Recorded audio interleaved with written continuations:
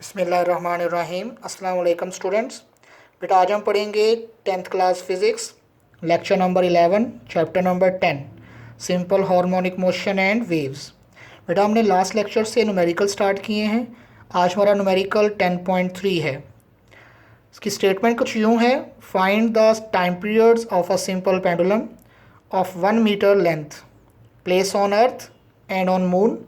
The value of g gravitational acceleration की value on the surface of moon is 1/6 of its value on earth where GE is 10 metre पर second square.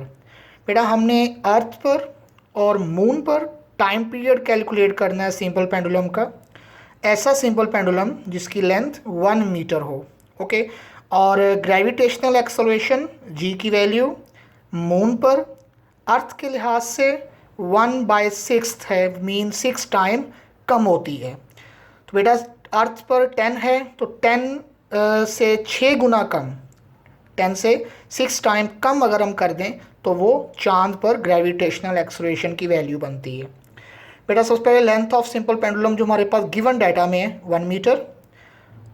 According to numerical, acceleration due to gravity on surface of earth 10 metre पर second square, हमने उसको GE से represent किया।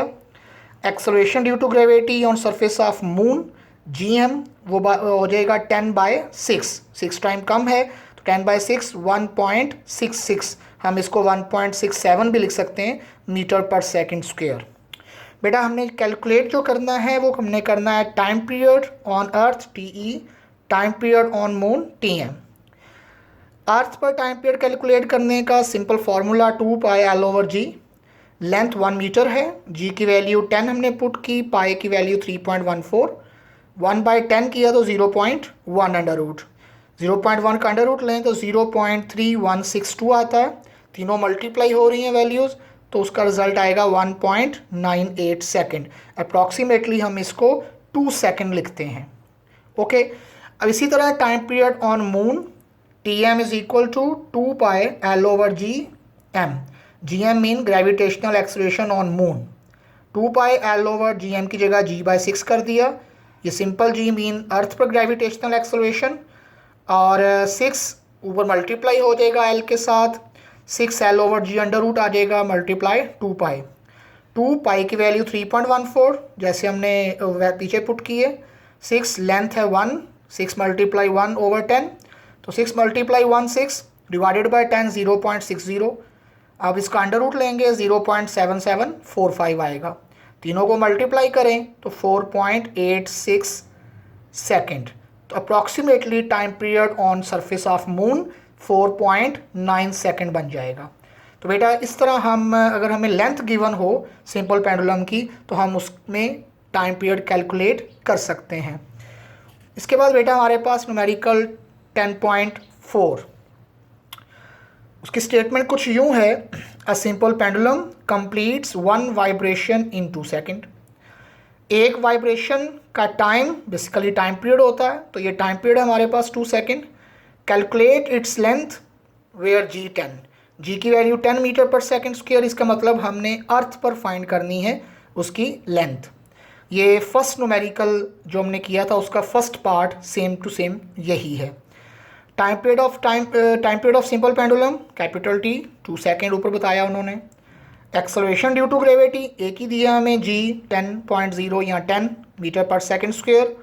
Length of simple pendulum L हमने calculate करना है। Calculations क्या हैं कि T is equal to 2πL/g। हमने लेंथ निकालनी है, अंडर रूट के अंदर है इसलिए हमें दोनों साइड पर स्क्वेयर लेना पड़ेगा। हमने लिया taking a square on both side. T square 2π का square 4π square L/g, under root square root cancel. जब क्रॉस मल्टीप्लिकेशन करेंगे तो आपके पास फार्मूला बन जाएगा L is equal to T square multiply G/4π square. T square T की जगह 2, G की जगह 10, 4 पाई की जगह 3.14, 2 का स्क्वेयर 4, 4 को कैंसिल भी कर सकते हैं हम। 4 मल्टीप्लाई 10 40, 4 मल्टीप्लाई 9.86, 9.86 3.14 का स्क्वायर हमने लिया तो मल्टीप्लाई किया हमने तो 39.44, 40 डिवाइडेड बाय 39.44 आपके पास लेंथ आ गई 1.02 मीटर। तो ये लेंथ है सिंपल पेंडुलम की जिसका टाइम पीरियड 2 सेकेंड है। तो बेटा ये आपका आज का 10th physics lecture number 11 numericals 10.3 हमने 3 किया, 10.4 किया। नेक्स्ट लेक्चर में हमारे फर्दर न्यूमेरिकल्स होंगे, इनकी आप प्रैक्टिस करें अपनी नोटबुक पे। थैंक यू बेटा, अल्लाह हाफिज़।